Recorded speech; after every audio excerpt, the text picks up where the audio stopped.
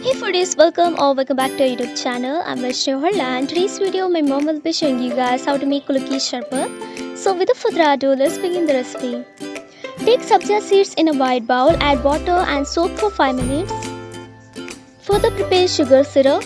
Get all your ingredients ready. You need a shaker with lid.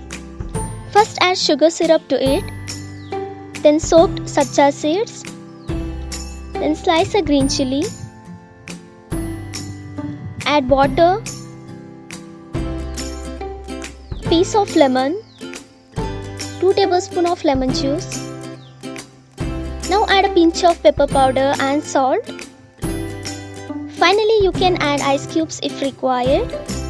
Close with lid and shake for at least 5 seconds. Now open and pour in serving glass and serve.